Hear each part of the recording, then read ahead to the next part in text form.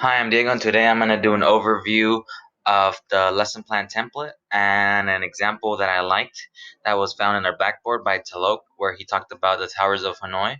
First, I want to talk about the central focus of the unit, and I believe it's about the unit, where it's about the central focus of the learning segment, which is about 3 to 5 whole lessons, and this would be like the main idea, what's going to be focused throughout all the learning segment.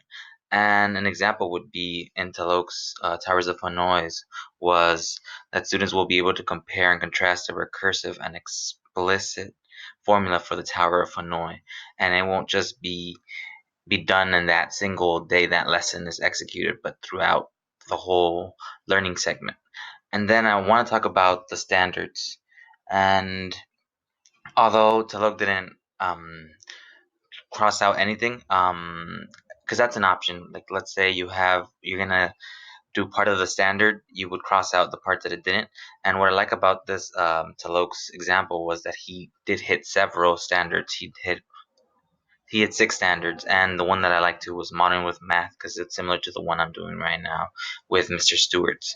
Then it talks about the learning objectives and the assessment, and these go one to one because it's telling you this is the objective and this is how I'm going to assess it. This is how I'm going to make sure that it's that it's gonna happen. That I'm checking that's going to happen, and what I like about the assessment too is that it talks about informal and formal, and has how we saw in class that informal it's when you're assessing and you're not writing it down.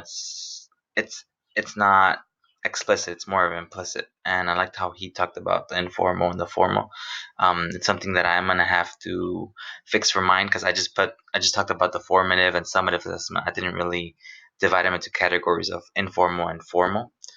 And then one of the ones also I think it talks about in the learning objectives have to connect with the central focus. For example, in the central focus for Talokes, it talks about like the first one says talk students will infer, interpret, and draw conclusions. And all these language functions are here in the learning objectives. If you see in the first one, it says will infer, will interpret, and conclusions. Next, we'll talk about the language functions. So the ways these are words that are going to be embedded in the worksheets in the material, and this is going to let the students know how they're going to explicitly write down their answers. And one thing that I liked for Mr. Stewart when we were in his class was that these languages are important to not be passive about them. Like, don't say find X, like say determine X. And I also liked how he also did a one to one. So, like for example, conclude, and those would be like summarizing and concluding your answers.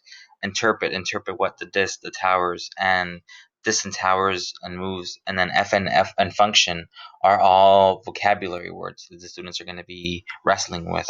And then in the template we talk about the resources and the materials and the stuff and the manipulatives, the stuff that the students are going to be working with. And I feel I like how he was explicit: pencils, Promethean board, and the Towers of Hanoi, and how later on he talks about how he actually built them for the students. Then we talk about students' prior knowledge. For this one, it's talking about how are you the stuff the students will know coming into the lesson. And what I liked about this, I thought it was going to be this, for this example, it was going to be about the prior knowledge students know, like about geometric and arithmetic and harmonic sequences. But he went a total different way and talked about more culturally about how this lesson is going to embed Buddhism and expose the students to different cultures. Next, we talk about the transition from the previous activity and the hook. How are you going to engage the students? And then we talk about modeling. So how are you going to present the content? In Antelok's example, he was going to do it by first with the manipulatives that he brought, and with the discussion and how it works, the rules. And then we in the template we talk about the scaffolds. You're gonna have students with IEPs, 504 plans, English learners, struggling learners, underperforming students, and gifted students. Students of all different academic levels. And we then have to talk about how we're gonna assess them. And then we talk about the guided instruction, which is how you're going to give the students the opportunity to practice the stuff that you provided in the um, in the focus instruction and the modeling, and later on. And then we talk about the scaffolding. So the scaffolding that's going to occur in the guided instruction and the practice. And here in the guided instruction, he said that he would have them plot points and work with the manipulator. See how, if you have one number of discs, how many moves do you have? And I like this table that he drew because I think it relates to when it talked about interpreting the function, inferring the function, and having students work with functions and relating it, modeling it with Towers of Hanoi. And then we talk about focused instruction. So how will you present the content? And I believe Talok talked about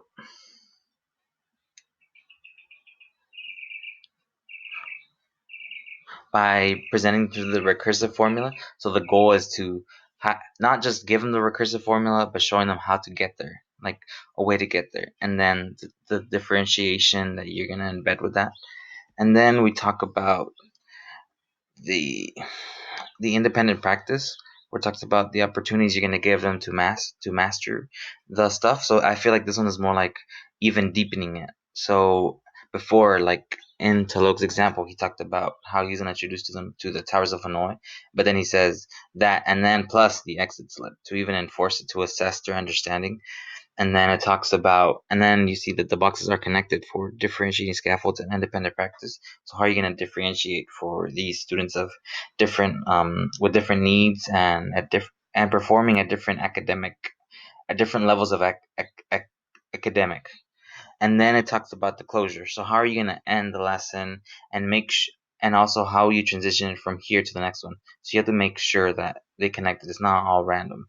And he talks about, he relates it back to the prior knowledge of Buddhism, and how, so if you know the function of how to find the recursive formula of Tars of Hanoi, and based on the story of Buddhism about the world ending with 64 pieces, how many moves do they have until they're able to move all the pieces by following all the procedures from putting all the pieces from smallest to biggest to another row.